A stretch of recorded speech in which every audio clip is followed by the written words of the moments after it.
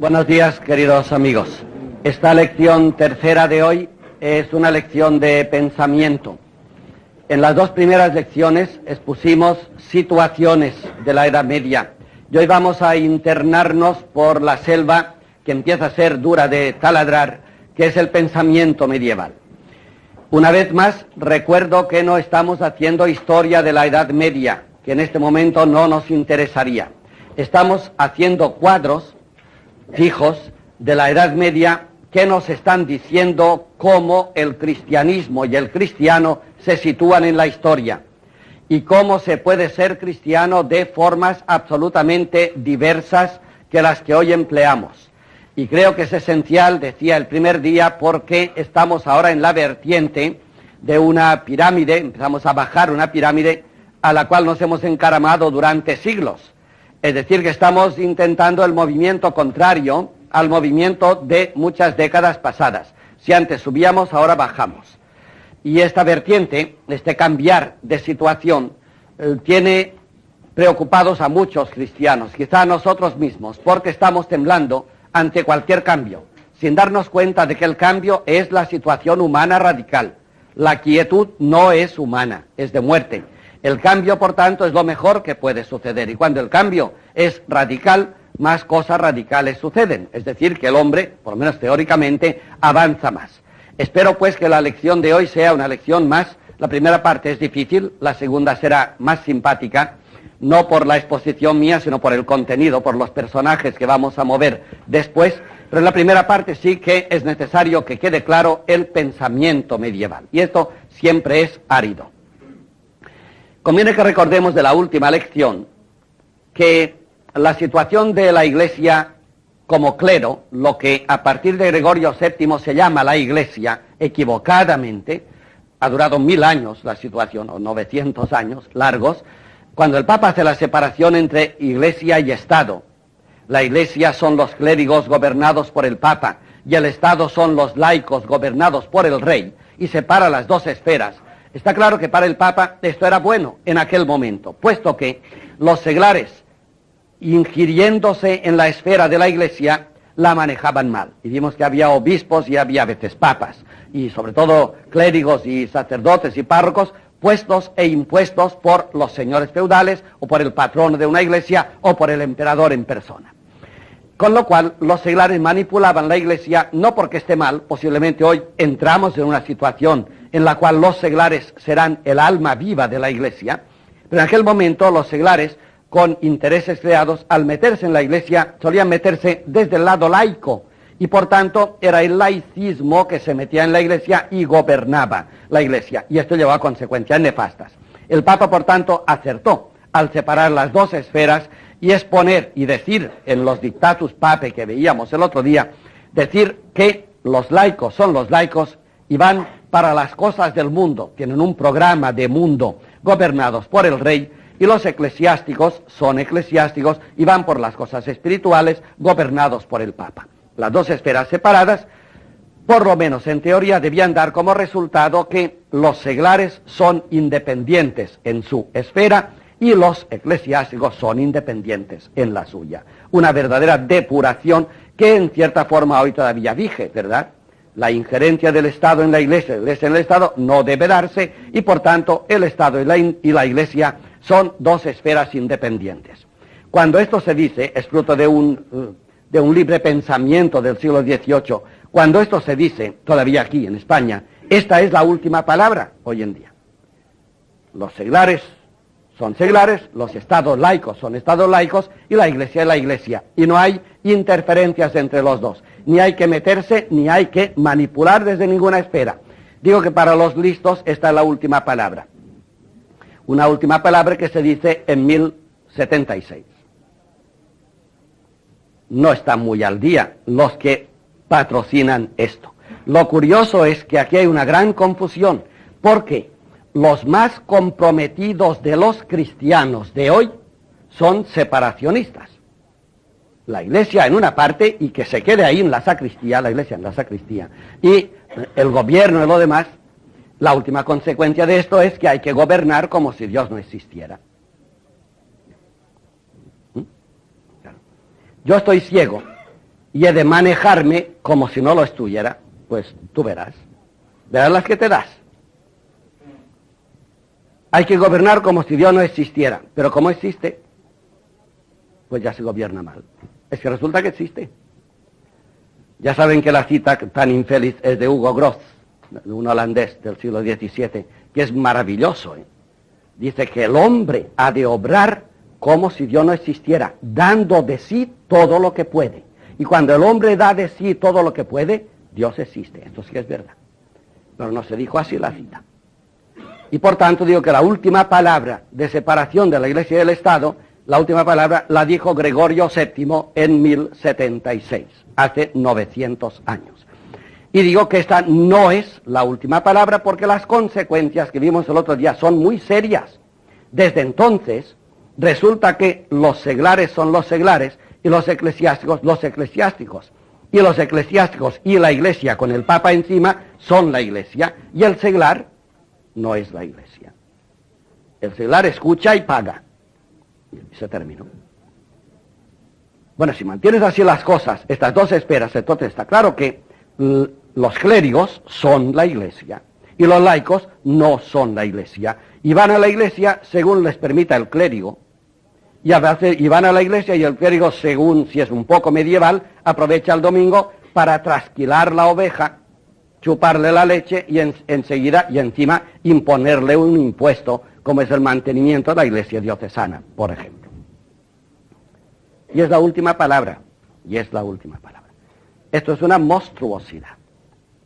Claro, y ustedes están pensando ya lo que enseguida se ven. Es que ahora volverá antes de Gregorio VII y dirá que lo que hay que hacer es que la Iglesia se mete por ahí dentro y venga y que manipule. Yo todavía no lo he dicho, pero lo que sí digo es que es una monstruosidad la separación de la Iglesia y del Estado. Eso sí, sí. Y si no, dejen tiempo al tiempo, 6 o 7 años nada más. 6 o 7 años nada más. Esto lo vio muy claro Inocencio III y como le vamos a hablar en otra lección, ya no lo digo. Pero ciertamente es verdad. En la vida de una persona, ¿hay algo que pueda sustraerse de Dios, sí o no? No. Pues entonces se confunde lo civil y lo eclesiástico. ¿Y esto qué significa? Nada. Solamente esto. Que cualquier acto humano tiene trascendencia divina. Eso es todo. Que la Iglesia lo puede manipular. Esto, si la Iglesia es seglar, lo manipulará, como lo es. Esto es curioso. Se sacó a los seglares fuera. ¿Y qué ha pasado? Que la Iglesia es secularizado. Y desde entonces el Papa, los obispos y los clérigos han reivindicado siempre los honores de los gobernantes de la otra parte. ¿Ah? Claro. ¿Y por qué no los van a tener? Digo yo. ¿Y por qué el Papa no va a ir bajo palio? Que no es del Papa, es de Franco el palio. Aquí lo criticaron, lo tiraron al revés. ¿Y por qué Franco ahora va con...? No, si el palio es del rey. Franco tiene todos los derechos de ir bajo palio. Es el Papa el que no puede ir. A ver si nos enteramos. Y las grandes vestiduras de púrpura y tal, son de los gobernantes. Los obispos han de ir como San Francisco en calzoncillos y les sobra. O sea que la Iglesia manipule, que es lo que enseguida se ve, es todo lo contrario. Si la Iglesia no es lo que debe ser, y la Iglesia somos todos, ven las dos esferas metidas una dentro de otra, si la Iglesia no es lo que debe ser, está claro que se ingerirá e intentará comer, como el Estado intentará comer de la Iglesia, evidentemente, esto sucede hoy en día en todo el mundo. Separadas las esferas, están cada uno comiéndose lo que puede de la otra. Ahora a la Iglesia el Estado le quita las subvenciones. Eso no se les debía haber dado, pues estamos igual, ¿y por qué se las dio? Venga, el Estado metido en la Iglesia. Y la Iglesia está predicando contra el Estado o a favor del Estado. ¿Y por qué? ¿Por qué? Las dos esferas no deben separarse. Gregorio VII lo hizo en un momento en que era necesario. Es una postura del péndulo. Pero el péndulo ha vuelto a correr y ahora las cosas van al revés exactamente. Y el hombre, que al final de este siglo se encuentra perdido en su mundo, está levantando los ojos y dice, bueno, ¿qué estoy yo haciendo en esta tierra? ¿Y qué es mi vida? ¿Y qué significa ser hombre? Y la respuesta es una sola. Si ser hombre significa ser hombre 25 años u 80, y estar en la tierra significa, pues, ver cómo despluma al vecino, y entonces está claro que Estamos perdidos y este final de siglo es el final de una época y acabará con nosotros.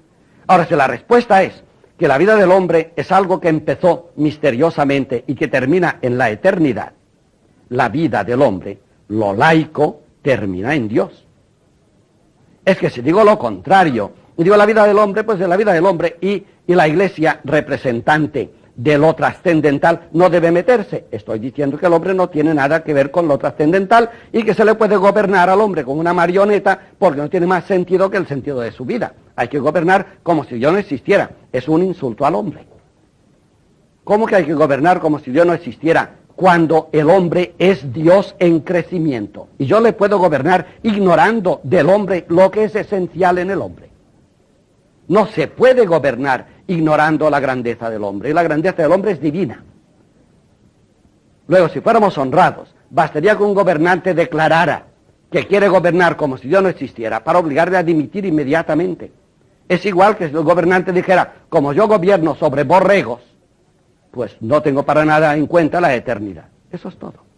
Eso es todo. Se trata de la dignidad del hombre, no se trata de la Iglesia, que muchas veces no ha sabido defender esta dignidad.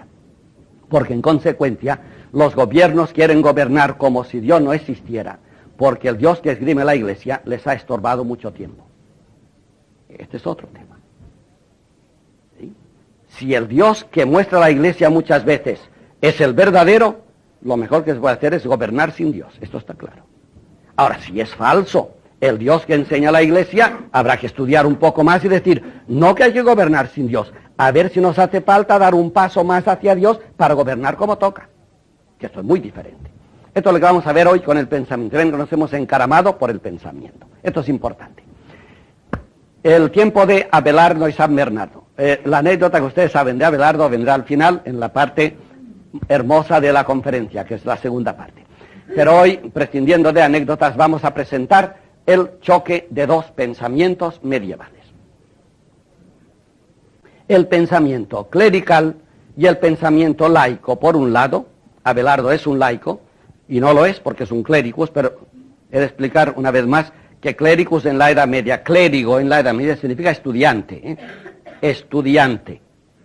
Cualquier chicuelo de 17 años apuntado en la universidad, entonces empezaban tímidamente en París, con Sorbonne, los colegios generales, y luego vendrá a la universidad. Cualquier apuntado a la universidad era clericus. Claro, tú lees de un medieval que era clericus y saltaba tapias cada noche y dices, ¿qué clérigos? Bueno, también lo hacían los clérigos de verdad. Pues, clérigo significa estudiante, nada más.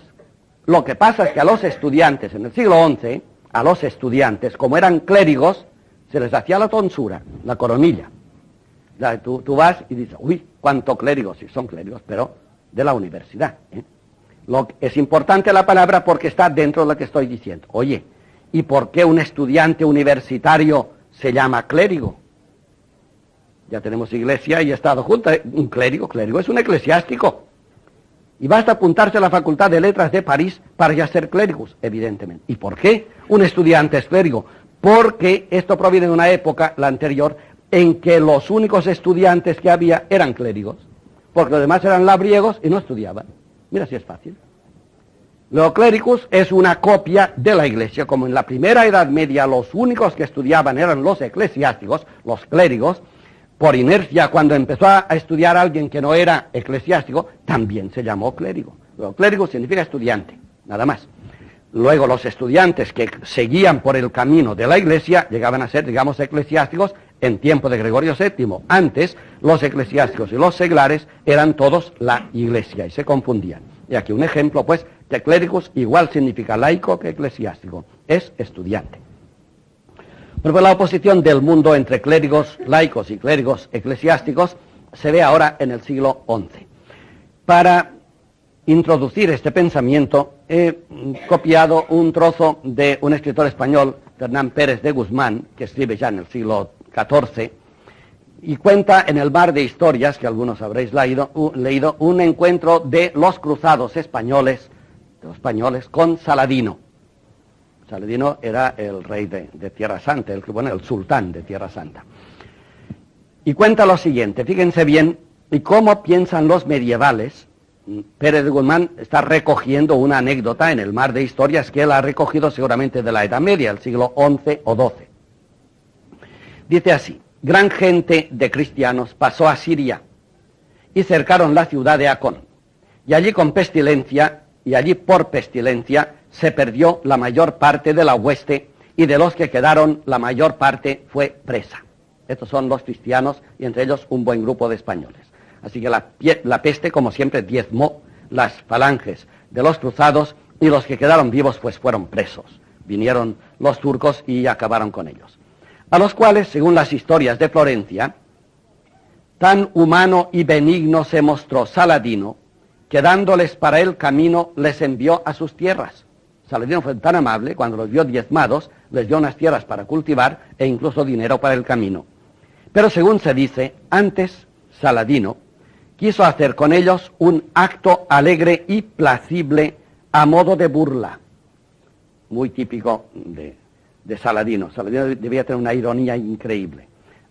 Tenía un gran corazón, su fama todavía dura, la de Saladino, es un sultán de fama mundial. Tenía muy buen corazón, pero le gustaba humillar con sorna solamente. Los medievales humillaban a patadas, de una forma de humillar. Pero él lo hacía humillando, pero de palabra o con gestos. He aquí un caso. A modo de burla, pues mandó que todos viniesen ante él, cada uno aparte con sus oficios. ¿Quiere saber cómo se manejan los cristianos? Que vengan pues por grupos, los caballeros, los clérigos, etc. Que vengan por partes según los oficios. Y como los primeros fuesen los clérigos son los eclesiásticos y los estudiantes, normalmente eclesiásticos todos en aquel momento. Les pidió qué oficio tenían y en qué trabajaban. Mala pregunta para un clérigo. Y debió olerlo Saladino, y por eso hizo la pregunta así. Cuando vio todos los clérigos delante, como iban por grupos, ¿y vosotros qué oficio tenéis y en qué trabajáis? Y ellos respondieron que no trabajaban. Y aquí una definición de clérigo. Clericus vagus, no trabajaban. Es muy importante, porque verán cómo después entramos en la discusión de hoy que se centra en esta situación. Los clérigos respondieron que no trabajaban ni tenían oficio ninguno, sino que vivían y se mantenían de cantar. A ver, sí, claro. Eran clérigos, la mayoría eran monjes. Las mujeres cantaban en la Edad Media, claro. Cantaban. Claro. Entonces eran unos clérigos, evidentemente, que no vivían de la misa. Algunos habría, me figuro en el grupo, que eran sacerdotes, pero eran los de menos. Claro, eran monjes. Monjes. Y sobre todo, si esto es del siglo XIII, pueden ser monjes justamente bernardos y del Temple, los templarios, que eran monjes y guerreros a la vez. Pero seguramente eran monjes solos porque verán por lo que dicen, lo del cantar. Se mantenían de cantar y por este oficio les daban grandes rentas y salarios, los cristianos, con tal que cantaran. Con tal que me cantes una misa te doy pues 1000 pesetas. Y tenían honores y dignidades. Y así que cantando por los muertos, funerales, es que habían aparecido los funerales. Los de hoy, los negros, y cuanto más negro ponían y más triste era la canción, más se pagaba por el funeral. Claro. ¿Qué es lo que hace poner un funeral? Acumular tristezas, penas y llantos. Y si alquilas a las lloronas, mejor todavía. Y si alguien se rompe las carnes con las uñas, más todavía, y se paga. Y vivimos todavía, qué curioso. Es la aparición de los funerales. Los funerales antes, en la Edad Media y en la Antigüedad, eran fiestas. Se celebraban los funerales, porque un hermano había entrado en la eternidad. En la Edad Media, cuando había tantas pestes, los funerales eran por toneladas y la gente moría en carretas, está claro que la gente se dedicó a hacer funerales. Uno de los oficios más visibles de los clérigos aún hoy. Aún hoy, qué triste, ¿verdad? Bueno, pues cuanto más negro era el funeral, más cobraban. Y así, cantando por los muertos, se enriquecían. O sea que vivían de los muertos. Qué pintura para un sultán que no conocía el cristianismo. El sultán maravillóse mucho de esto, que hubiese tal usanza que los hombres se enriquecieran por cantar como cigarras. Y díjoles que sin duda debían ser tenidos por discretos los que tal camino habían sabido escoger, que sin trabajo y solo cantando enriqueciesen, lo cual no se halla en ningún oficio. O sea que el sultán, oye, es un oficio maravilloso, ¿eh? Nadie cantando se enriquece. Vosotros habéis escogido un buen oficio, cantar, os enriquecéis. Después hizo venir ante sí los capitanes de las gentes de armas y los caballeros, otro grupo, y preguntóles acerca de su vida y de su arte. Y ellos le dijeron que trabajaban mucho y aventuraban sus personas en grandes peligros y hacían grandes dispendios y cargaban sus conciencias, y de todo esto reportaban poca utilidad y pequeño fruto. Es la descripción de los caballeros. Trabajaban mucho, peleaban mucho, exponían su vida entera y recibían poco fruto. Y el sultán, con una sonrisa, les preguntó, ¿y por qué no os hacéis clérigos? Cosa que los cristianos habían descubierto antes que él. El mejor oficio es hacerse clérigos. Lo propio hizo con los mercaderes. También les preguntó al final, ¿por qué no os hacéis clérigos? Es decir, que el sultán, que gustaba de humillar, tenía una buena humillación que hacer ante todos. Todos os quejáis de que trabajáis mucho y os matáis. Pero si yo antes he visto los clérigos, ¿por qué no os hacéis clérigos y vivís bien? Esta es la situación medieval. Abelardo y San Bernardo. Abelardo y San Bernardo. Ante todo, no interesa en este momento la oposición personal, que la vamos a ver al final, sino una visión medieval del mundo. Interesan los dos personajes como contrapuestos. Abelardo y San Bernardo vivieron los mismos años, 63 años. No nacieron, Abelardo era un poco mayor que San Bernardo, pero los años que le llevaban en ventaja, que eran 11, Abelardo los murió antes que San Bernardo. Nació 11 años antes y murió 11 años antes. Y San Bernardo nació 11 años después y murió 11 años después. En el programa tienen las fechas. 1079 para Abelardo, lo pongo, así no lo perderemos de vista. 1079 para Abelardo hasta 1142, y para San Bernardo, en cambio, 1090 hasta 1153. 63 años los dos. Teoría del pensamiento. Primero, filosofía. Son los tiempos posteriores a San Anselmo, que es el fundador de la escolástica. También se llama Abelardo, fundador de la escolástica, es decir, que estamos a caballo entre el 11 y el 12, y en este momento aparecen los primeros titubeos y las primeras afirmaciones de la escolástica. ¿Qué es la escolástica que de alguna forma inventó, la cual puso los cimientos San Anselmo de Canterbury? Pues la escolástica es un doble intento. Se llama, en latín, es fácil de retener, fides querens intellectum. Es que esto se repite mucho y conviene saberlo, intellectum. Y esto es un primer momento, digamos, un momento del péndulo, momento número 1, y momento número 2, intellectus querens fidem. Es la mejor formulación del mundo escolástico. Explico las dos situaciones para que las entendamos bien. San Anselmo decía que el creyente tiene dos tiempos en su actuación intelectual. Primer tiempo, intellectus querens fidem, el intelecto, el entendimiento que busca la fe. Así que el cristiano, como nosotros hoy en día, entiende, y cuanto más entiende, es decir, cuanto más sabe, más el saber es un camino hacia la fe. Desde la inteligencia hacia la fe. Intellectus querens fidem. El intelecto busca la fe. Todo el esfuerzo que hace el hombre por saber, astronomía, geometría, o las ciencias del trivium, por ejemplo, gramática, retórica y dialéctica, o del quadrivium, la música, la geometría, la astronomía, todo lo que el hombre sabe, cuanto más sabe, más hace camino, más corre hacia el descubrimiento de la fe. De forma que cuanto más uno sabe, más cerca está de la fe. Y cuanto más tonto uno es, más lejos está de la fe. Esto es fácil de entender, es decir, que los que no tienen fe son tontos todos. Cuanto más uno sabe, más cerca está de la fe. Luego, el que está lejos de la fe es que sabe poco, y el que está muy lejos de la fe es que no sabe nada. Todos los tontos son ateos, y todos los ateos son tontos. Esto es el primer tiempo. ¿Ven cómo no se puede decir la teología? Esto es formidable, es escolástica y dura todavía. Nunca un principio teológico verdadero y auténtico se puede decir con una sola afirmación. Hay que corregirla inmediatamente con su contrario. Igual que las esferas de la Iglesia. En un momento dado, muy bien que la Iglesia aquí y el Estado aquí. Pero en un momento siguiente, muy bien que los dos sean la misma cosa, como lo son en el corazón del creyente.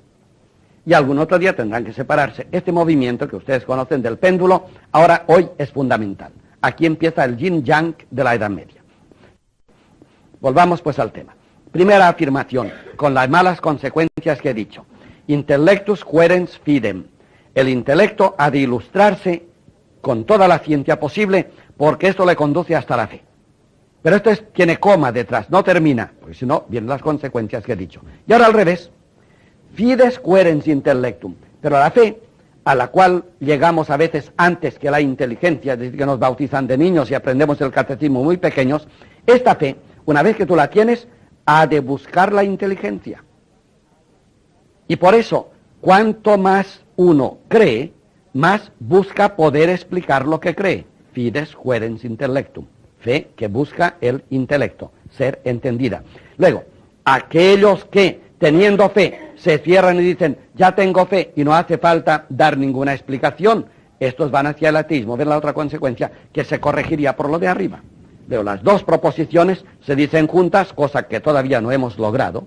Si el hombre del siglo, del milenio tercero logra decirlo, sí que sería bueno decir la primera proposición y la segunda al mismo tiempo. Entonces no había problemas de malos entendidos, ¿está claro?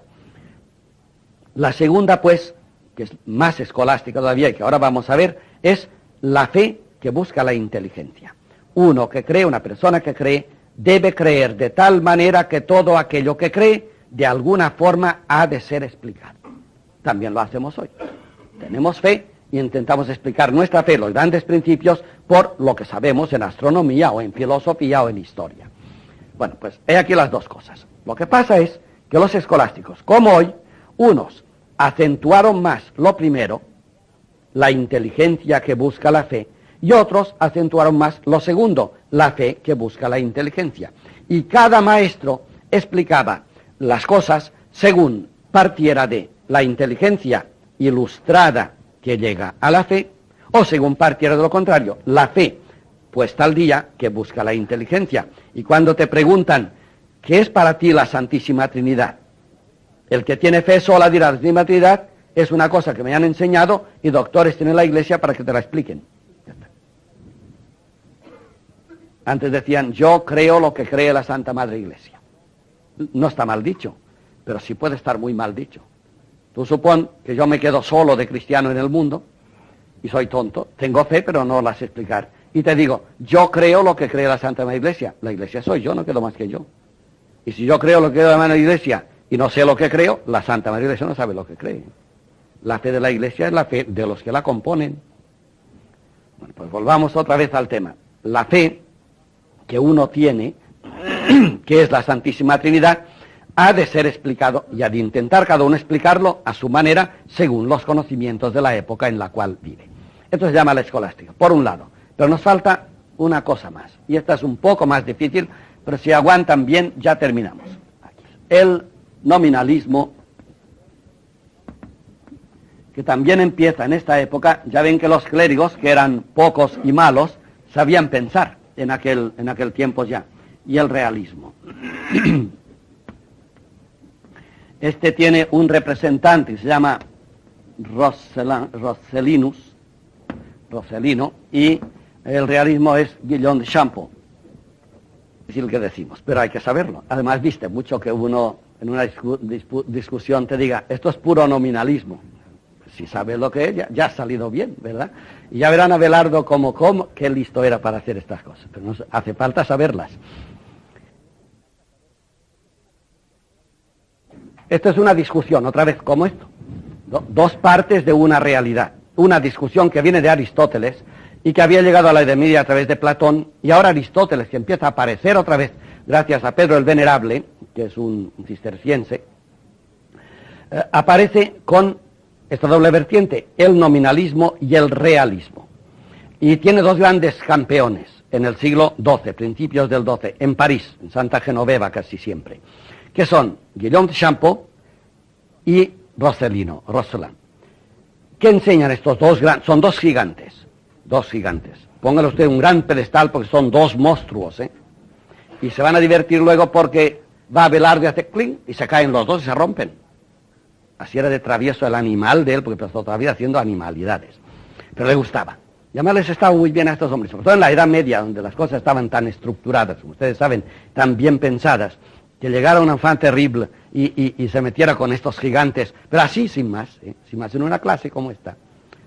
Usted no aprenda porque es muy destructible un profesor, por listo que sea, está expuesto a cualquier tontería, ¿eh? Basta un silbido para desarmar. Esto hacía Abelardo.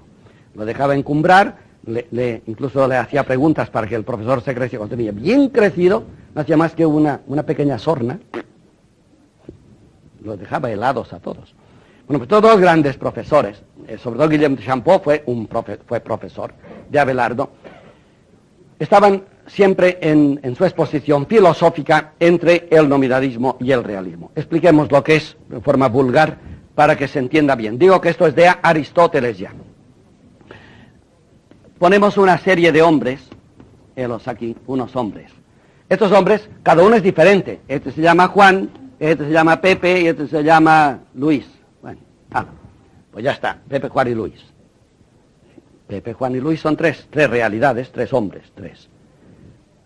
Pero todos entendemos enseguida que Pedro, Juan y Luis, que además son muy diferentes, Pedro es Pedro y con una fotografía muy propia, y Luis además absolutamente diferente incluso de carácter, y Juan es desigual a los otros dos. Estos hombres tan diferentes, con nombres propios, enseguida entendemos todos que tienen algo común. Claro, son hombres. No es que Pedro es un hombre y Juan un águila y Luis una piedra. Es que el intelecto capta inmediatamente que estas tres realidades, 1, 2 y 3, se pueden juntar en una realidad que les es común y que se llama la humanidad. Eso está claro, ¿no? Los garbanzos son los de Aristóteles. Aristóteles habla aquí de garbanzos. Se ve que los griegos del siglo IV ya comían garbanzos, y es verdad que los comían. Aristóteles dice, yo tengo 12 garbanzos aquí, uno de los puedes contar, son diferentes, son 12. Si no fueran diferentes no serían 12, no se podrían contar, claro. La diversidad es la matemática. Entonces, son 12 garbanzos. Pero, un momento, yo no he dicho 12, no, he dicho 12 garbanzos. Es decir, que son 12, pero son garbanzos, son una realidad. 12 cosas que se pueden englobar en la garbancidad. ¿Qué es lo que hace que los garbanzos sean todos garbanzos? Pues la garbancidad. A ver. ¿Y qué es lo que hace que los garbanzos, siendo todos garbanzos, se puedan contar como diferentes? La materia signata quantitate, es decir, la cantidad de cada uno. O sea que cada uno tiene una cantidad, pero que luego se reduce a un común, que los envuelve a todos. Bien. Y ahora viene la pregunta. Fíjense, estos escolásticos, preescolásticos, en una época tan movida como la que acabamos de pintar con Saladino, fíjense por dónde se metían. Pregunto. Muy bien, lo que hace que 3 hombres diferentes, o 5.000 millones, es igual, de hombres diferentes, que son diferentes, sea a la vez algo común, la humanidad o la garbancidad de los garbanzos, esto que hace que 3 hombres diferentes sean englobables en un marco común, este marco común es real o no. Gracias a que, yo digo, Pedro y Juan son absolutamente diferentes, pero los dos son hombres. Eso que hace que los dos diferentes sean a la vez iguales como hombres, ¿qué es? ¿Es real? Dicho de otra forma, si ahora los pongo uno debajo de otro, Juan, Pedro o Garbanzo, esto da igual. Bien, estos son 3 hombres, 1, 2 y 3. Pero hay detrás de ellos, que yo no lo vea, un foco común, un lugar común, desde donde los 3 son iguales. Es decir, Pedro, Juan y Andrés, aquí son iguales. Lo humano, lo que hace que los hombres desiguales sean iguales, lo humano, ¿es real o no lo es? Este punto, ¿existe o no existe? hay una humanidad en una caldera a la cual están enchufados todos los humanos, desenchufados de la cual no serían humanos? Bueno, pues el medieval contesta. El realista dice, existe. Es decir, los universales, vemos los universales, ¿ven? Esto es universal que vale para todos los hombres. Los universales son reales. Yo tengo aquí delante 7 enfermos, son 7 enfermos. Además, uno es de tifus, el otro es de 7 enfermos desiguales, muy bien, 7 enfermos. Pero lo que hace que los 7 enfermos que son desiguales sean enfermos, yo los llamo con una palabra a los 7 enfermos, es la enfermedad. Pregunto, ¿la enfermedad existe y cuando uno se enchufa a ella está enfermo o no existe? Si existe, esto se llama realismo. El universal, la enfermedad, es un lugar real. La humanidad es real. La humanidad, no los humanos, esto está claro. La humanidad es real. Por ejemplo, la altura. Toda la gente alta, bueno, pues es alta, es desigual, pero es alta porque pues está enchufada a la altura. Hay un lugar donde está la altura. Como decimos hoy, me gusta decir a mí, tú has visto muchos enfermos, ¿verdad? ¿Has visto por la calle alguna enfermedad caminando? ¿Tú has visto alguna humanidad caminando por la calle? ¿Has visto la belleza por la calle? No hagan el chiste, está claro, sí. Pero ¿has visto la belleza por la calle? ¿Has visto la altura por la calle? ¿Has visto la idiotez? Sí, el chiste. ¿Has visto la idiotez? La idiotez, no los idiotas. La idiotez, ¿la has visto por la calle? Todos pensamos, sí, ya lo creo que sí. Bueno, pues la respuesta que demos, ya termino con lo difícil, ¿es nominalismo o es realismo? Si tú dices, los hombres, da Juan, Perico, Andrés, estamos todos aquí, los hombres somos desiguales, pero en tanto somos iguales en cuanto participamos de una realidad que es lo humano, la humanidad, que nos hace ser hombres. Y esta humanidad existe. Existe. Los enfermos están enfermos porque están enchufados en la enfermedad, y la enfermedad existe. Claro que hay que preguntar dónde. Contestan rápidamente, en la mente de Dios, ¿no? Pero es real. Hay algo, hay un foco, una caldera, desde la cual sale la enfermedad, que hace que todos los enfermos siendo diferentes son enfermos, una sola palabra, todos los humanos siendo diferentes son humanos, son hombres, etc. Esto se llama realismo. Cuando la respuesta es el universal, lo humano, lo enfermo, lo alto, lo bello, lo idiota, cuando lo universal existe, esto se llama realismo. Y otros dicen, no, lo universal no existe. Lo universal es un nombre. Universal y asunt nomina. Esto es Rossellino el que lo dice. Nómina. Lo universal es un nombre. Es decir, no existe la enfermedad. ¿Tú has visto alguna enfermedad por la calle? No. No existe la enfermedad. Es una palabra que decimos para entendernos. Nómina, ¿ves? Nominalismo. Contra el realismo, el nominalismo. Tú has visto hombres, muy bien, pero la humanidad no existe. No es que los humanos somos 5.000 millones más la humanidad, 5.000 millones, uno. No, los humanos son 5.000 millones. Lo que pasa es que todos participamos de un concepto, nómina, un nombre que llamamos lo humano. Luego, el universal es un nombre. Hasta aquí ustedes dirán, pues qué bien. Ah, sí, ya verán ustedes, ya verán. Intenten apuntarse a uno de los dos y verán cómo viene Abelardo y se cae. Todo. Y hace muy bien. Eso es bueno. Y esto interesa hoy. Digo que en la segunda parte lo verán reflejado en actuaciones y queda más simpático. Pero debajo está esta realidad que es tremendamente importante todavía hoy. Ustedes exponen esto en la universidad en filosofía, aunque sea en quinto, y preguntan en serio a los alumnos, ¿qué? ¿Por quién te decides? No se deciden, no. Sobre todo si el que pregunta es profesor. No lo tenemos claro, no. Insisto por última vez en la pregunta. Aquí todos somos hombres. No, todos somos diferentes.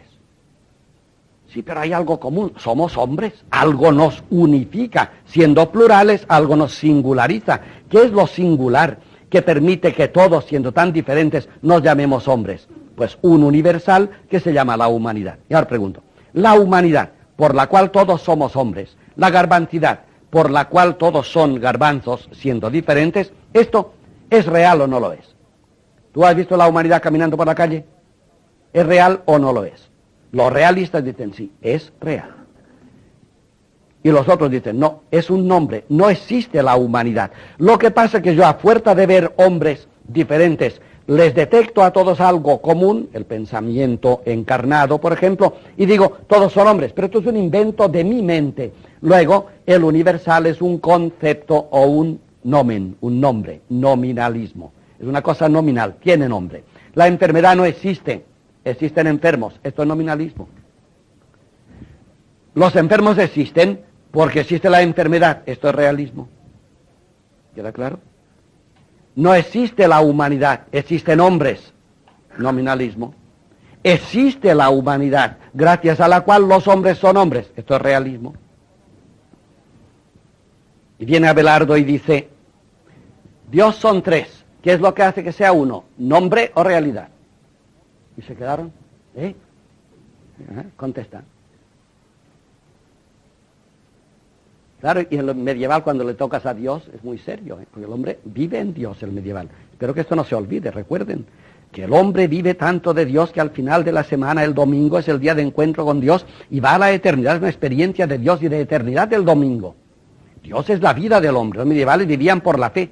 Viene el pillo este y dice, sí, vamos a ver, Dios son tres garbanzos. Y lo que hace que sean uno, la garbancidad, ¿es real o es un puro nombre? Contesta, verás.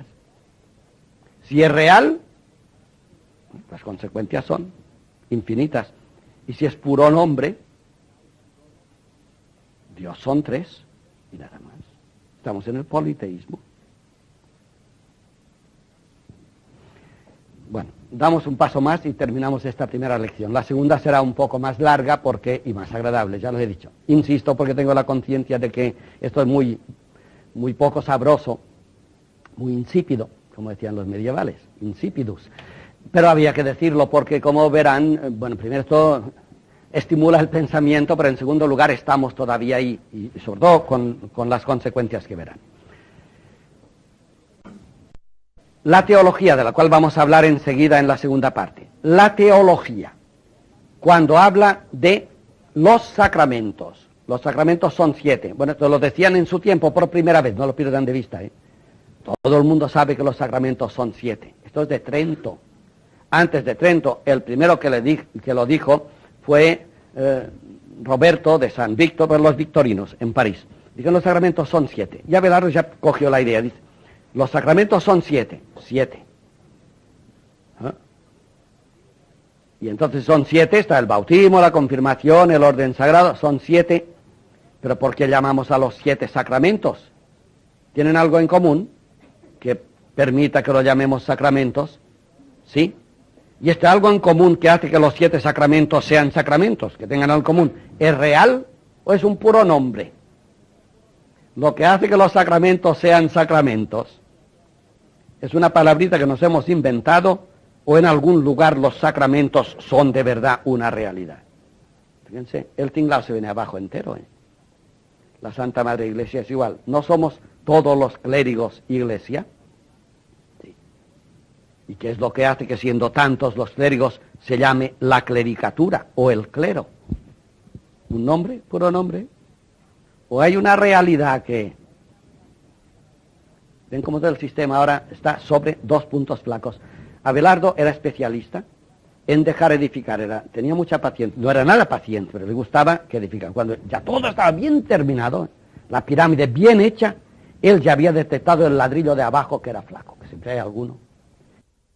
Eso está muy bien porque hoy estamos en el mismo sitio. Y si no lo estamos, hay que estarlo. Las grandes edificaciones de nuestra época, de finales del siglo XX, tienen los pies de barro. Y hay que verlos. Y uno va por la vida de guapo, mirando bien, dejando que se construya hasta arriba, y cuando está todo ya altaneramente construido, tú habías vigilado un ladrillo. Y has hecho, ¿sí? Y ya está. Y esto se está haciendo en filosofía, en teología, en medicina, en física, por ejemplo. Hoy en día todo el mundo disfruta de ser como Abelardo. Es el genio de Occidente, Abelardo. Voy a presentar ahora enseguida a Abelardo. Abelardo era un bretón, nació cerca de Nantes, y por lo visto los bretones suelen tener buena inteligencia, pero son muy brutos, según suelen decir los franceses. Y lo de tener buena inteligencia, según la SER, es propio de los bretones, pero de muy pocos bretones. Esto es peor todavía. O sea que tienen inteligencia los que la tienen, y los pocos que la tienen en Bretaña, pues son muy pocos. Uno de ellos fue Abelardo. Este hombre apareció, como habéis visto, a finales del siglo XI, en plena reforma gregoriana, y en el nacimiento de las universidades y de los grandes conceptos medievales, sobre todo lo que llamamos la escolástica, que es un sistema de pensamiento que ha durado hasta hoy y que ha configurado la Iglesia medieval en unos términos que, muchos de los cuales, todavía perduran hoy. Abelardo es un hombre de formación humana seria. Su padre era un hombre rico, le quiso dar una buena carrera y le dedicó a los estudios. Y empezó estudiando filosofía. En filosofía topó con Guillaume de Champeau, sí, el del realismo. Y le escuchó durante 2 años largos. Pero Abelardo, que tenía un genio muy especial y que es, como he dicho ya al principio, un enfant terrible en el medioevo, ya poco a poco fue notando las fisuras del sistema realista que Guillermo de Champeau exponía. De tal manera que cuando todavía no había terminado la carrera de filosofía, empezó pidiendo al profesor, a Champeau, que le dejara intervenir en algún diálogo. Guillaume de Champeau no cometió en su vida un error mayor que darle permiso, porque el muchacho, entonces tenía unos 20 y tantos años, no muchos más, el muchacho vio enseguida, en el principio del siglo XII ya, del XII, vio enseguida los puntos flacos del gran maestro, de tal manera que empezó a hacer preguntas. Eso es importante. La capacidad de preguntar. Preguntar no compromete demasiado, Puede comprometer delante del profesor si el profesor es muy listo, porque la pregunta, toda pregunta siempre va contaminada. ¿Cuántas veces has estado en París? Es una buena pregunta, pero da por supuesto que has estado en París. Hacer una pregunta está siempre contaminada de algo. Si la contaminación de la pregunta la detecta el profesor, en este caso, contesta a veces desmontando la pregunta. Pues el profesor no es listo y está muy estructurado, el profesor no ve el punto flaco de la pregunta y es donde el alumno, si es listo, sabe más o puede más que el profesor.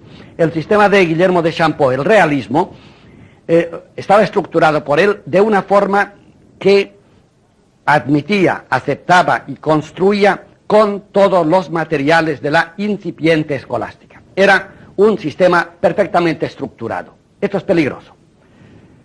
¿Por qué? Porque un sistema perfectamente estructurado se mantiene por sí mismo, como una estructura de hierro bien juntado, de forma que si hay un terremoto se pliega todo, no se cae una parte, se pliega todo. No es tan desastroso, pero se pliega. Si el sistema es muy bueno, es una conjugación de materiales que se mantienen unos con otros y tiene una gran ventaja. Parece que no hay fisuras, pero en este sistema, si alguien detecta una fisura, el sistema se hunde entero. Pues bien, Abelardo empezó haciendo preguntas. Y las preguntas se referían todas al sistema, el sistema de interpretación. Es decir, era una inteligencia, una filosofía que conducía hasta la fe, intellectus quaerens fidem. Y Abelardo partía de otro sistema, y es que la fe ha de buscar inteligencia. La primera parte de arriba. El hombre, cuando cree de verdad, tiene obligación de saber explicar lo que cree. Esto ya viene de San Pablo. Cosa que Guillaume de Champeau no admitía sin más. Aceptaba, estructuraba su sistema y ahí no había fisuras posibles. Pues bien, Abelardo empezó contra este hombre con la barbaridad que ya he dicho antes, la Santísima Trinidad. Lo que hace que Dios, que son 3 personas, sea una realidad única, la garbancidad que hablábamos antes, ¿Es real o no lo es? Y Guillaume de Champeaux, he aquí la pregunta y la respuesta. Guillaume de Champeaux dice, sí. Lo que hace que Dios, siendo tres personas, sea un único Dios, es una realidad. Y Abelardo siguió preguntando, ¿y esta realidad es diferente de las tres personas? Sí, pues hay cuatro dioses. Lo peor es que el gran maestro no encontró la respuesta. A partir de aquí, Abelardo habló después con preguntas sobre los sacramentos, de que decía antes. Lo que hace que los sacramentos, siendo 7, sean todos sacramentos, es una unidad. Esta unidad es real o es nominal, nominalismo o realismo. Y Champeaux dice, es real, pero son 8 sacramentos. Con lo cual sucedió que poco a poco, Abelardo, con una mordacidad increíble, fue sometiendo a crítica todo el sistema de enseñanza que tenía Guillaume de Champeaux. De tal manera, y esto es muy medieval, que los alumnos cada día más hacían coro al alumno, al compañero, y abandonaban al maestro. Lo cual vio con gran fruición Abelardo. Eso hay que admitirlo. Abelardo se regocijaba de tirar abajo ídolos. Gente adorada. Guillaume de Champeaux tenía un prestigio formidable. Hasta que la cosa se puso tan seria y la discusión tan insostenible en favor de Abelardo, que apenas el profesor empezó a hablar un día, los alumnos, todos, se pusieron del lado de Abelardo y silbaron al profesor. De tal manera que al día siguiente, cuenta Abelardo en un libro que escribió a los 54 años, que se llama Historia Calamitatum, es como unas confesiones de San Agustín, pero en brutal, historia de mis calamidades, de las suyas, pues las veremos, también las tuvo. Bueno, pues está contando que al día siguiente, Guillaume de Champeaux apareció en su colegio, en su pequeña casa donde daba las clases, y los bancos estaban vacíos. En las calamidades hace ver Abelardo, cuenta su propia vida, cómo él fue desbancando el sistema, cómo al final los alumnos se pusieron de su parte contra el maestro, cómo al final un buen día el maestro se encontró con los bancos vacíos, y cómo al día siguiente, a la semana siguiente, el profesor pidió a Abelardo ser su alumno. Y es verdad, eso es histórico. Así que Guillaume de Champeaux se sentó entre los alumnos y empezó a hablar a Abelardo. Pero en aquel momento, el obispo Jocelyn de Soissons escribió una carta al Papa. Y le decía lo siguiente. Este Abelardus, en francés y en latín es Abelardus, Abelardo, este Abelardus se esfuerza en arrebatar todo su mérito a la fe cristiana. Era sincero este obispo. Lo que estaba haciendo Abelardo era arrebatar las bases de la fe cristiana para ellos.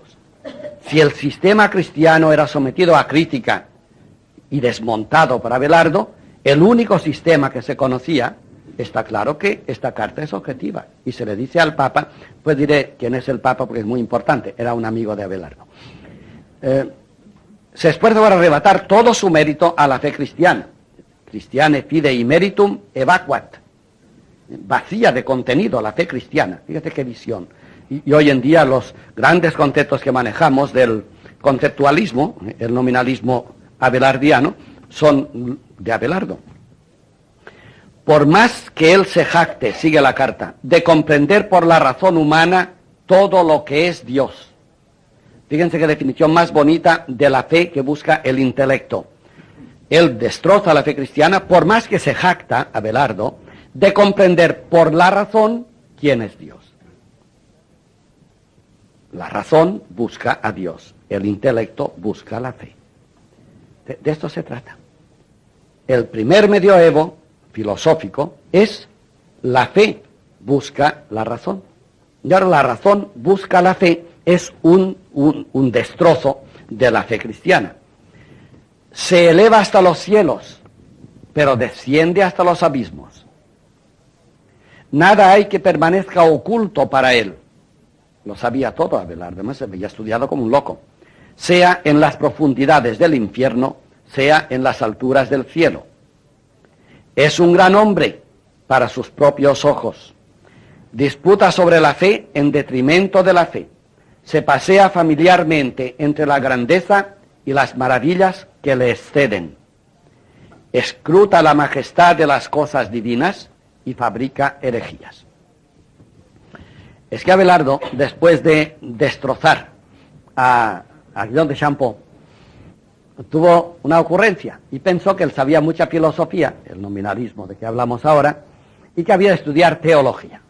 Otra idea. Es decir, ahora se propone destruir la teología encima.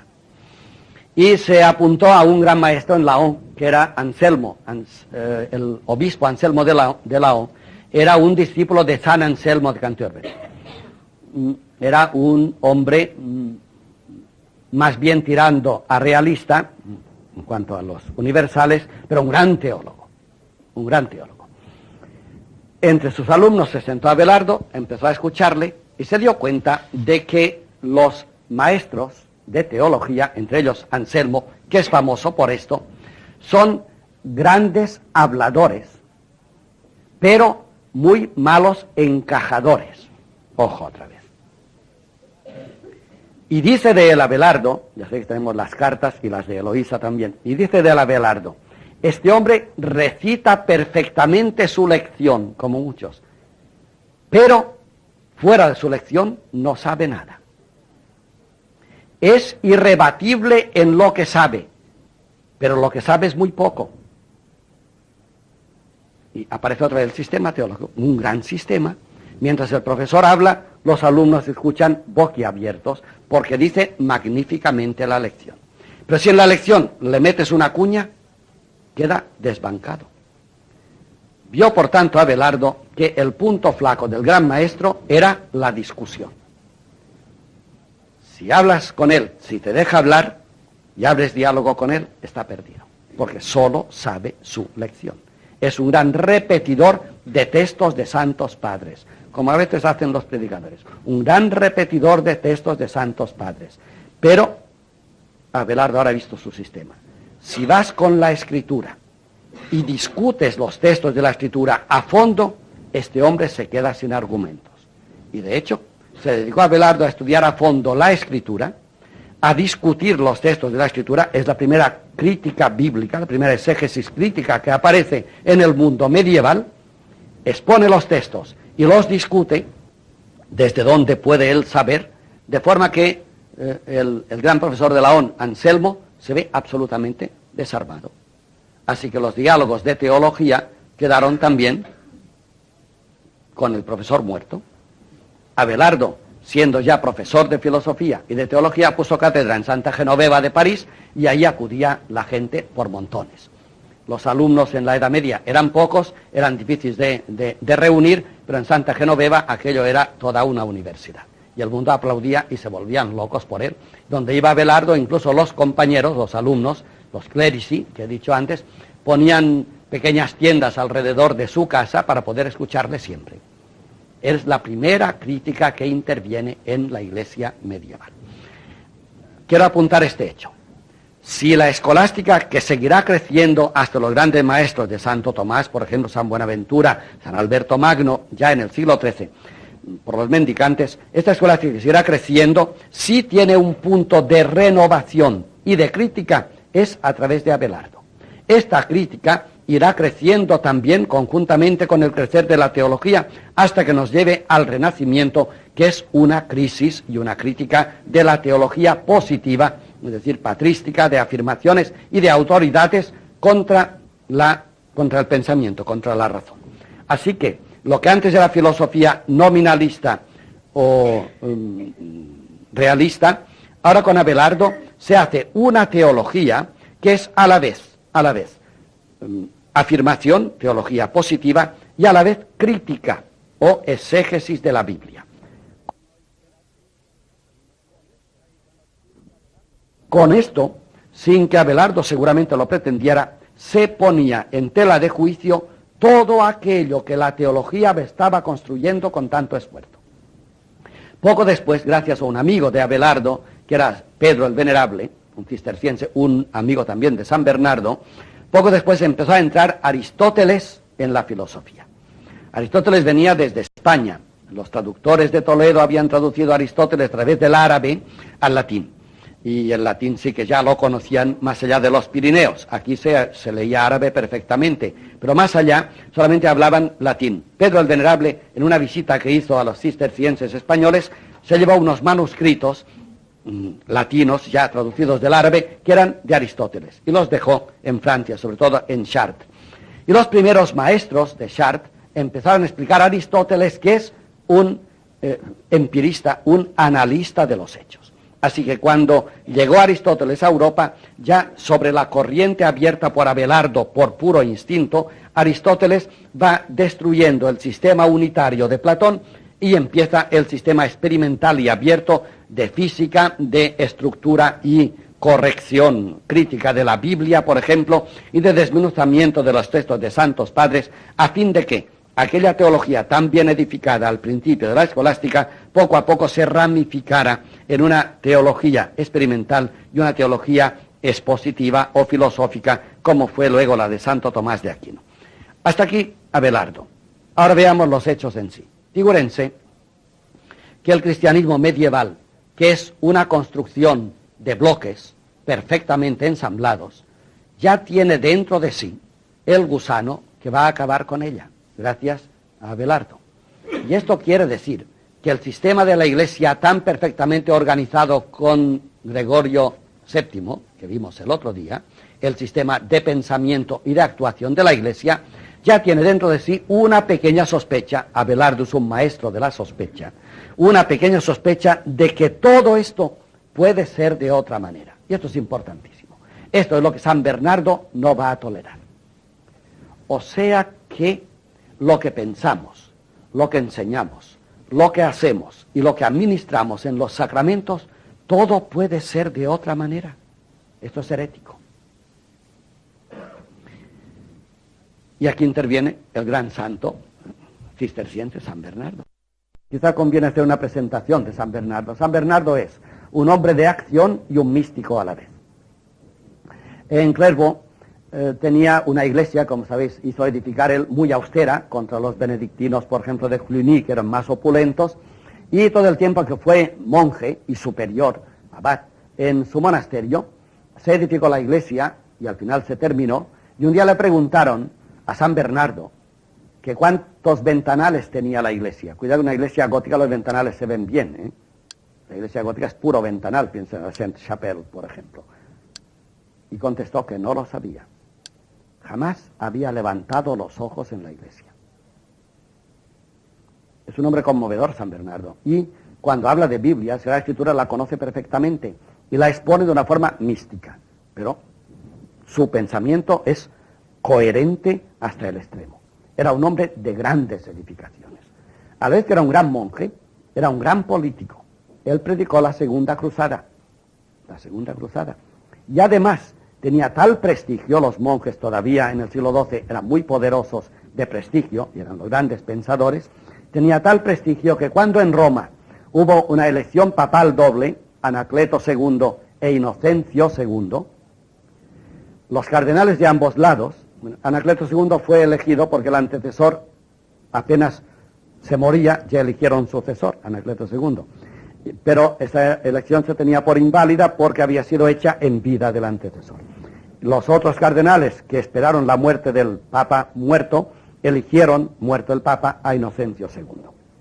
Como no se entendían, pues mandaron una embajada a Clairvaux, a San Bernardo, a preguntarle quién de los dos papas era el Papa. Cuidado que estamos en el vértice de la Iglesia. Anacleto II o Inocencio II. Inocencio II era francés y era amigo de San Bernardo, pero esto no tiene importancia. San Bernardo no se dejaba llevar por amistades. Y San Bernardo, fijémonos qué bien y qué criterio típico de San Bernardo, sentó delante de sí a las dos embajadas, la de Anacleto II y la de Inocencio II, y fue preguntando uno por uno: vuestro Papa, Anacleto II, ¿qué méritos tiene? Inocencio II, ¿qué méritos tiene? Cuando todos hubieran expuesto sus puntos de vista, preguntó a San Bernardo: y de los dos, ¿quién es el más santo? Y todos estuvieron de acuerdo que era Inocencio II. Y Bernardo dice: pues este es el Papa. Con lo cual ha desbancado el sistema de elección del Papa. uno piensa, oye, pero tenía razón el pillo. Tenía razón, no. Hay un sistema de elección del Papa. El Papa, por diabólico que sea, si tiene mayoría de votos, es el Papa, ¿o no? Y Bernardo pensó, no, el más santo. Lo curioso es que todos aceptaron. Anacleto II duró una temporada, pero al final terminó. Aceptaron un monje que desde su monasterio decide quién es el Papa verdadero. Y no preguntó quién tenía más votos, están prácticamente empatados, sino quién era el más santo. Lo curioso es que cuando San Bernardo hubo hecho esta elección, Abelardo, que estaba enseñando en Santa Genoveva, tiene tanto éxito, reconoció que Inocencio II era el mejor Papa. Lo que pasa es que Inocencio II era amigo de San Bernardo y amigo y oyente de Abelardo. Con lo cual, Abelardo estaba bien, pues era amigo del Papa, nada menos. No, pero así todo, ahora dejemos aquí lo importante que es para San Bernardo, que es un místico, y esto va muy bien con la Edad Media. Los votos no deciden, decide la santidad del Papa. Y vayamos otra vez a Abelardo. Abelardo está enseñando que, igual que San Bernardo, el sistema puede no funcionar. Y que se pueden meter cuñas en el sistema, como él había hecho con todos sus grandes maestros. Y que estas cuñas son justamente el punto por donde se salva. Pues bien, San Bernardo, que había metido una cuña en la elección del Papa, cuando supo cómo enseñaba Abelardo, se le opuso radicalmente. San Bernardo es el representante de la estructura medieval teológica. Es un gran pensador, un hombre preciso y exacto, un matemático de la teología. Y Abelardo es un disconforme de la teología. San Bernardo no podía jamás aceptar el sistema que seguía Abelardo. Pero por otra parte, Abelardo había cometido un montón de errores. Era, como he dicho, había sido estudiante, era clérigo, pero no eclesiástico, si se puede decir así. Y cometió el error de enamorarse de Eloísa. Ahora viene Eloísa, que le complicará toda la vida al pobre. El tema de Eloísa muchas veces se ha llevado mal y se ha sacado del ambiente medieval y no se entiende. Abelardo se enamoró de Eloísa y uno piensa, hombre, ya estamos ante el escándalo. No. Estudiante era un clérigo, que significa estudiante o maestro. No era clérigo de la iglesia, no era un sacerdote, ni mucho menos. Se enamoró y estuvo muy bien. Y además, no solamente se enamoró, sino que un canónigo, que era Flaubert, que era el tío de Eloísa, que la tenía en su custodia y en su casa, pidió a Abelardo, y eso está muy bien, Abelardo enseñaba ya con mucha gloria, el tío pidió a Abelardo que fuera a su casa a enseñar a su sobrina, que era la niña de sus ojos. Lo cual está muy bien, fíjate. ¿Qué mejor profesor podía tener Eloísa que el gran Abelardo? Lo que pasa es que entre profesor y alumna pues intervino el amor y se casaron. Pero se casaron en secreto. Muy medieval. ¿Por qué? Pues para que Abelardo tuviera libertad de enseñar y no tuviera complicaciones familiares. Eloísa ahí siempre jugó un papel admirable, que digo que no se dice como toca. Nunca le complicó la vida a Abelardo, Eloísa. Le admiró siempre. Ahora leeré el epitafio, que están los dos enterrados en París, como sabéis, y el epitafio es de Eloísa en persona, el epitafio de Abelardo. Luego la enterraron a ella también ahí dentro. Este hombre, además de saber todo lo que sabía mucha música y componía música, Abelardo. Y además era muy sensible y componía hermosas poesías. No le faltaba nada para enamorar a la pobre alumna que cayó de patitas en la red. Se enamoraron, se casaron, pero el tío lo vio muy mal, el canónigo. Y entonces hizo elaborar, notar que es un canónigo, un clérigo, ¿eh? Este sí que es clérigo de verdad. Pagó 2 sicarios y en un mal momento castraron a Abelardo. Y así se arreglan las cosas, hombre. Claro, matar el peligro es la forma más radical. Es curioso que toda la leyenda, no la historia de Abelardo, que conocemos perfectamente a través de las calamidades de Abelardo, esta es una, historia calamitatum, y la cuenta él, y cuenta cómo se enamoró, y cuenta cómo Eloísa es un ángel, y cuenta cómo el tío es un diablo, y mandó a 2 diablos a que le hicieran una diablura que le castraron. Dio todo esto porque Abelardo conoce la verdad, sabe la verdad y acepta la verdad. Y dice siempre que Eloísa ha sido aquella que Dios ha puesto a su lado para que camine por la vida enseñando en libertad. Lo curioso, Dios, es que la leyenda que siempre pone sospechas en el amor de Abelardo y Eloísa como amores prohibidos, no sé de dónde se lo saca, jamás ha criticado al tío la monstruosidad que cometió. Esto es estructura medieval que perdura en nosotros. Ahora menos mal que lo empezamos a entender que esto no puede ser así. El tío se equivocó totalmente. Bueno, pero los dos se pusieron de acuerdo, aquí otro ejemplo, Abelardo y Eloísa, se pusieron de acuerdo, estaban casados en secreto, disolvieron su matrimonio, en la Edad Media se puede hacer, y cada uno se fue a un convento.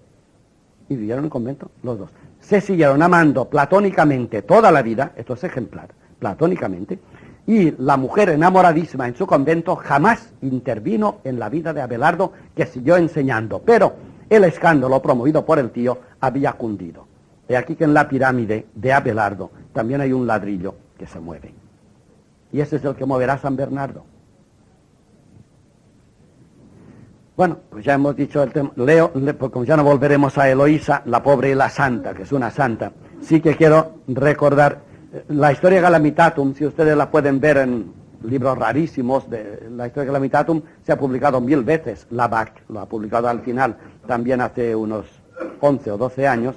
Va siempre acompañada de las cartas de Eloísa. También no sé por qué alguien dice Abelardo y las cartas a Eloísa. Esto no haber leído nada. No son cartas a Eloísa, son cartas de Eloísa.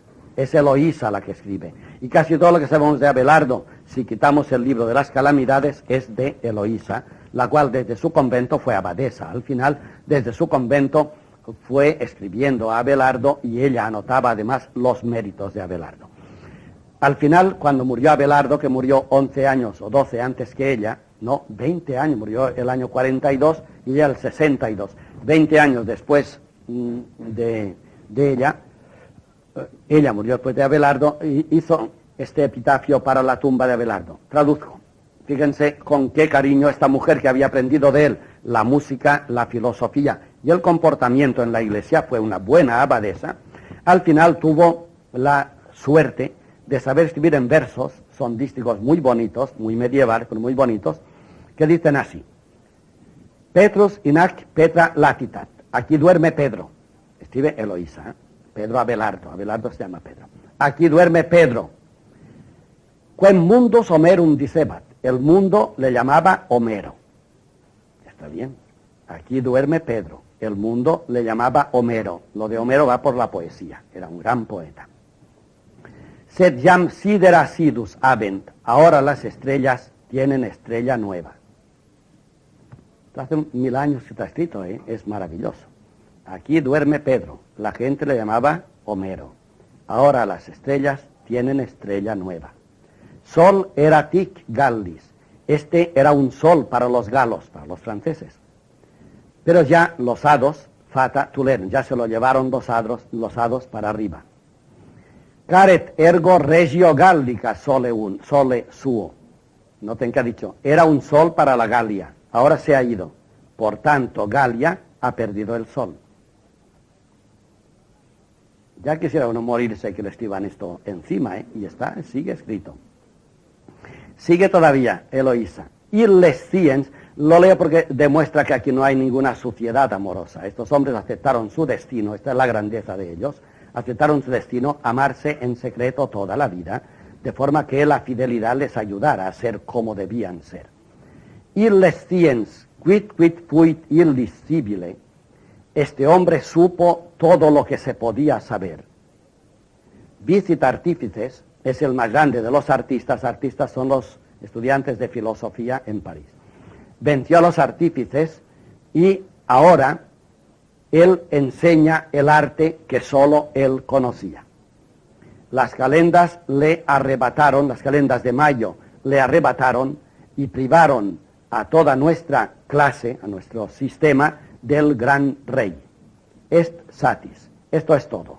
In tumulo hoc Petrus yacet Abelardus, cui soli placuit sire quicquid scibile erat. Todo en síntesis es esto.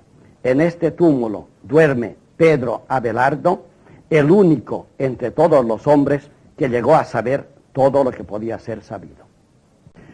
Bueno, pues así terminó lo de los amores, pero ahora viene el tema. Este hombre que había sido el travieso de toda la filosofía y de toda la teología medieval, y además había cometido este error, que digo que en principio no era error, el error fue casarse en secreto sin que el tío lo supiera.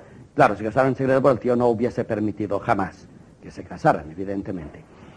Al final aplicaba la escritura de tal manera y la traducía de tal manera que los hombres de su tiempo, entre ellos San Bernardo, no pudieron de ninguna manera aceptar lo que él explicaba. Y entonces sucedió que tanto el obispo Joscelin, que escribió al Papa, como San Bernardo, que también escribió al Papa, lograron que el Papa Inocencio II, amigo de Abelardo, aceptara una denuncia contra Abelardo.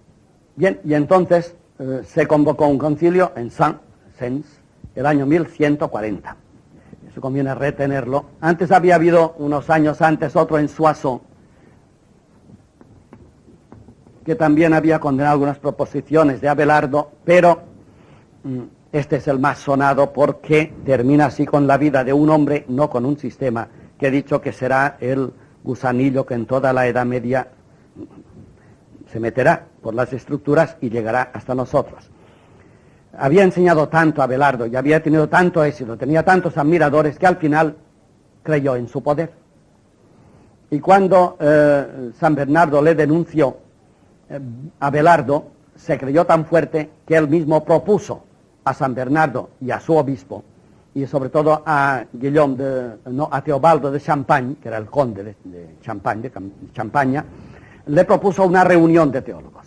Así que Abelardo, al sentirse denunciado ante el Papa, él mismo propone una reunión de teólogos.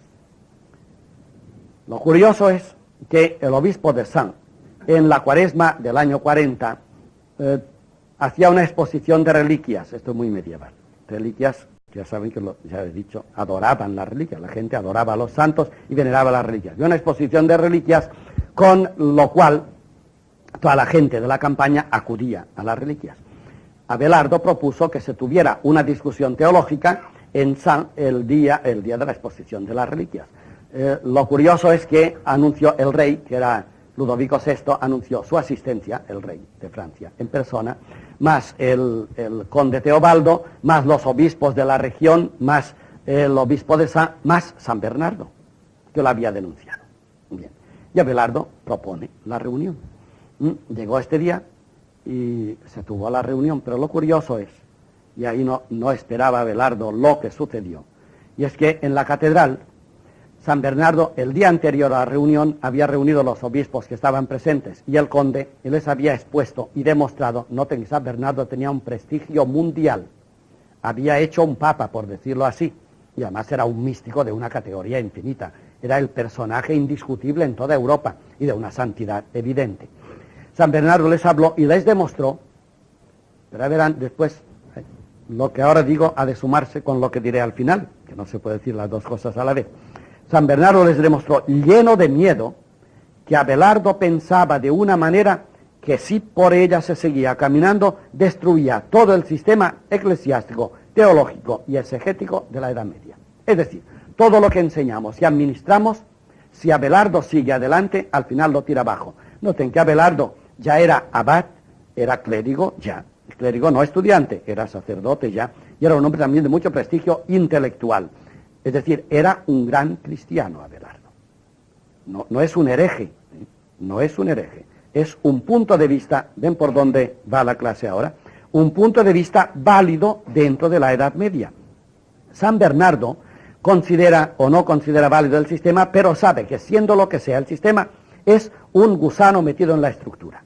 Y que la estructura, si sigue soportando a Abelardo, es minada por debajo, de forma que algún día se vendrá abajo. Esto les explicó Bernardo a los obispos. Y los obispos lo entendieron inmediatamente. Con lo cual se hizo lo que Abelardo no creía jamás. Como venía rodeado de estudiantes, a la mañana siguiente se reúnen en la catedral y se encontró con el altar mayor de la catedral, estaba sentado un tribunal que él no había convocado, los obispos, el conde, el rey y en medio el padre Bernardo de Clairvaux. Él había llamado a una confrontación entre la teología clásica de San Bernardo y él, y se encontró con que sin que él lo hubiese pedido y sin que se le hubiese notificado, había un tribunal montado para juzgarle.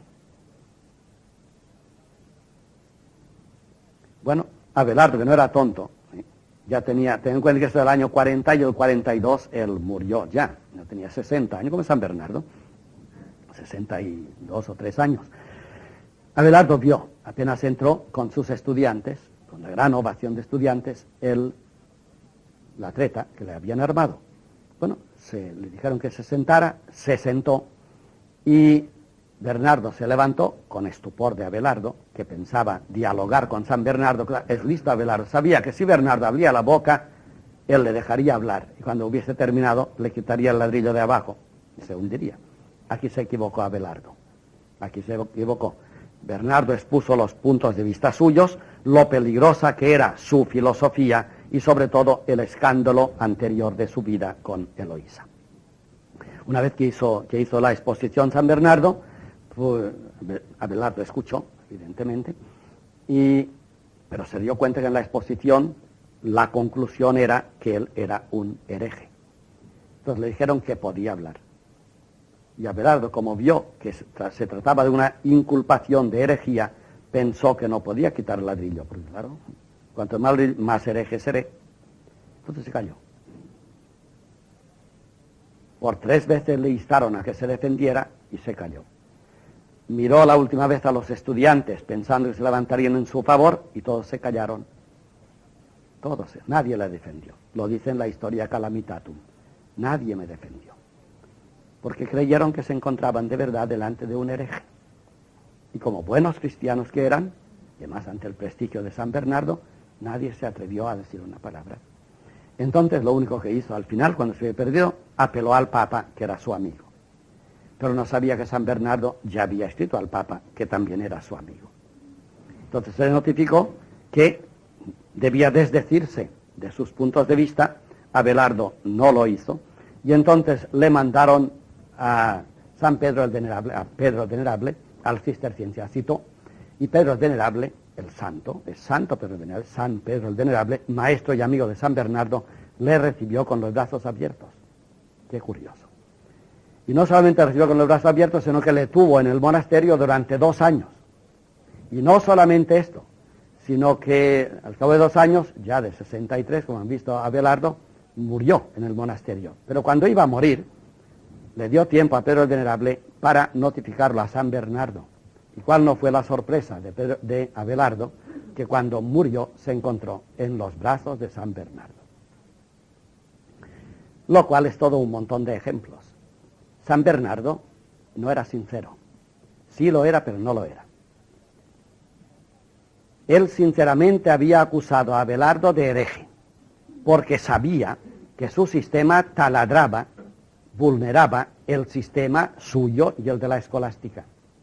Pero por otra parte, San Bernardo era suficientemente listo y místico. Un sistema que taraba el sistema escolástico podría ser un sistema válido. Y por esto ni excomulgaron a Abelardo, ni siquiera San Bernardo se alejó de él. Y cuando murió Abelardo, quiso San Bernardo abrazarlo, como diciendo a todo el mundo: no es de los míos, no es de mi sistema, pero sin embargo puede ser válido su sistema. Y ya he dicho que lo ha sido, porque esta crítica de la Biblia, de los textos de los Santos Padres, y este desmontar poco a poco los sistemas teológicos, es lo que hoy está de moda. La teología no es un sistema, es un sistema de progresión. Vamos adelante en la medida que tiramos lo viejo y aceptamos lo nuevo. Y eso es típico de Abelardo. Así que la visión del mundo de Abelardo y de su lección de hoy es una lección de increíble trascendencia para la teología que queremos estudiar y para la Edad Media en el mundo de hoy. Yo resumiría así: el nominalismo y el realismo significan 2 sistemas. En teología, ¿es real o es nominal lo universal? Abelardo había dicho una palabra: es conceptual. Abelardo no es ni nominalista ni realista, es conceptualista. ¿Y eso qué significa? Pues todo su sistema. Lo que hace que 2 hombres diferentes sean a la vez hombres no es ni real, no existe la humanidad fuera de los hombres, ni existe la enfermedad fuera de los enfermos, no es real. Tú no has visto jamás la enfermedad corriendo por la calle. Pero tampoco es solo nominal, es decir, una sola palabra, una palabra que decimos sin correspondencia con nada, sino que es un concepto. Y como él en esto es platónico, los conceptos, todos, tienen su origen en Dios. Dios es el lugar de los conceptos. Luego, en Dios hay una realidad que hace que 4.000 hombres diferentes sean a la vez una cosa, lo humano. En Dios hay una realidad, que es la unidad, que hace que 3 personas diferentes sean a la vez Dios solo, el conceptualismo. Ese sistema de conceptual, es decir, de una palabra que llevamos en la mente, siendo la mente reflejo de Dios, es exactamente la teología que hoy se proclama en todo el mundo. El conceptualismo, es decir, todas aquellas cosas que son verdades, son siempre verdades, pero dependen del momento y de la estructura mental en su formulación. San Bernardo no aceptó esta verdad, pero intuyó que podía ser verdadera. No quiso decir que Abelardo fuera un hereje, aunque le excluyó de las discusiones. Y al final, sabiendo que no era hereje y que lo había excluido de las discusiones, lo quiso abrazar en el momento de la muerte. Para nosotros la consecuencia, la única consecuencia, es la siguiente. Abelardo es un hombre que, siendo de su tiempo, vio lo que todo cristiano debe ver. Estamos en una casa de paso, que se desmorona y se desmonta. Y la teología va montando casas una detrás de otra, para ver si en alguna nos cabe Dios. Y no nos cabe en ninguna. Este es el conceptualismo de Abelardo. No nos cabe en ninguna. Y al final, la teología no será más que el largo experimento de haber querido decir a Dios, expresar a Dios en palabras humanas, en ninguna de las cuales Dios nos cabe, como quiso decir Eloísa al final de la vida. Este hombre logró decir lo indecible. ¿Y lo indecible qué es? Que lo indecible se dice diciéndolo transitoriamente y desmontando los grandes sistemas que se vanaglorían de decir definitivamente quién es Dios, como era en tiempos de Anselmo, por ejemplo, o incluso de San Bernardo, el cual no cayó demasiado en esto, pero sí podría ser verdad. Cuando una iglesia o un momento de la iglesia cree que ha edificado un sistema que es válido para siempre, Abelardo viene y hace su travesura y te dice, no es válido, y pone ya la bomba que lo va a desmontar. Hoy en día nosotros estamos en un momento, al final del siglo XX, en que la gran casa que habíamos edificado, tanto de prácticas religiosas como de vida sacramental, como de predicación, como de inteligencia de la palabra de Dios, se desmonta, y Abelardo está aquí para decirnos, esto debía desmontarse, porque Dios ahora en el futuro va a ser expresado de otra manera absolutamente nueva. Bueno, pues esta era la lección de hoy. Espero que los términos difíciles en que hemos explicado la lección nos valgan para entender que es tan de Dios una estructura que aguanta bien como una bomba puesta debajo de esta escritura, que es lo que quiso decir San Bernardo. Cuando Abelardo moría, la ortodoxia representada por él, Bernardo, lo abrazaba.